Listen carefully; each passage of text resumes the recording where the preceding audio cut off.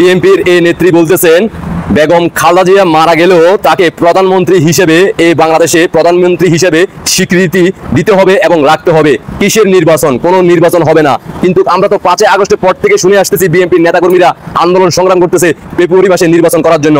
এখন এই বিএনপির নেত্রী বলতেছে কোনো নির্বাচন হবে না। কিসের নির্বাচন? এই নির্বাচনের কোনো প্রয়োজন নাই।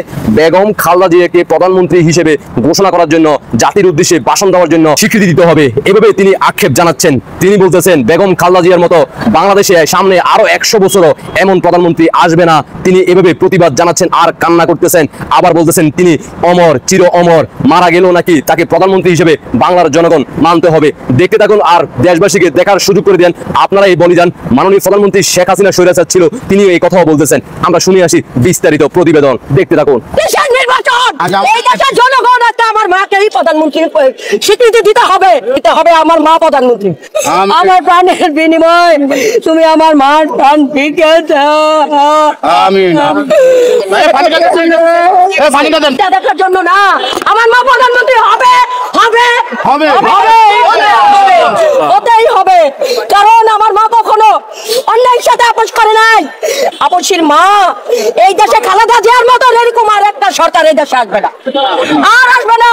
100 বছর আসবে না, কখনোই না। 100 বছর, 1000 বছরে আসবে না। আসবে শেখ হাসিনার মতো স্বৈরাচার আসবে। এই দেশে শেখ হাসিনার মতো স্বৈরাচারকে আমরা মেনে নিতে চাই না। আমার মা এখানে অমর হয়ে থাকবে। এই দেশে প্রধানমন্ত্রী একজনই থাকবে, সে হলো বেগম খালেদা জিয়া।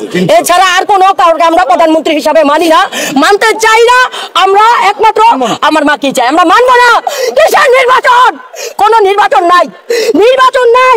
এই দেশের জনগণ আজকে আমার মাকেই প্রধানমন্ত্রী স্বীকৃতি দিতে হবে, আমার মাকে প্রধানমন্ত্রী স্বীকৃতি দিতে হবে। আমার মা প্রধানমন্ত্রী। কোন নির্বাচন? কিসের নির্বাচন? এই দেশে, এই দেশে গণতন্ত্র আছে। আমার মা যতদিন ছিল ততদিন এই দেশে গণতন্ত্র ছিল। আর স্বৈরাচার শেখ হাসিনার আমলে কোন গণতন্ত্র চাই না। আজকে আমার মায়ের জন্য দোয়া চাই। এই দেশবাসী আমার মায়ের জন্য দোয়া করবে। সেই দোয়ার মারফতে আমার মা বেঁচে থাকবে, আমাদের মাঝে আবার আসবে। আমার মা অবশ্যই অমর হয়ে থাকবে। আমাদের চাই আমার ভাই আসবে, বীরের বেশে আসবে। আমার ভাই নিরপরাধ, আমার ভাই কেন আসতে পারবে না? আমার ভাই এই দেশে আসবে। আমরা অবশ্যই আমার ভাইকে আনবো। আমার ভাই বীরের বেশে আসবে, বীরের বেশে আসবে। আমার মাকে আইসা সুস্থ একটা চিকিৎসা দিবে। আমার ভাই আসলে আমার ভাইয়ের মুখ দেখলে আমার মা সুস্থ হয়ে যাবে। আপনারা বিশ্বাস করেন? আমার ভাইয়ের মুখটা দেখলে আমার মা সুস্থ হয়ে যাবে। আমার ভাই আসবে, বীরের বেশে আসবে। তারেক রহমান আসবে দেশে, বীরের বেশে আসবে। আপনারা বোঝেন, মায়ের সাথে জেল খেটেছি, জেল যে খেটেছেন সে বোঝেন যে জেল কত কষ্টের। আর সে একজন 80 বছরের বয়স্ক একজন মহিলা, তাকে যেই কারাগারে রাখছে, ওইখানে কি কোনো মানুষ থাকতে পারে? ওইখানে কোনো মানুষ থাকতে পারে না।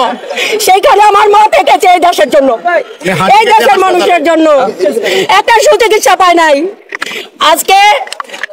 আজকে আমি আর কোনো অভিযোগ দিতে চাচ্ছি না। তুমি পারো না এমন কোনো কিছু নাই। আল্লাহ, তুমি দিনকে রাত করতে পারো, রাতকে দিন করতে পারো।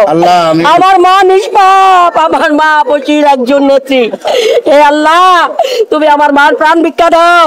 হে আল্লাহ, আমার মার প্রাণ ভিক্ষা চাচ্ছি। হে আল্লাহ, তুমি এই মুহূর্তে আমার প্রাণ নিয়ে নাও। আমার প্রাণের বিনিময় তুমি আমার মার প্রাণ ভিক্ষা দাও। আমিন। আল্লাহ,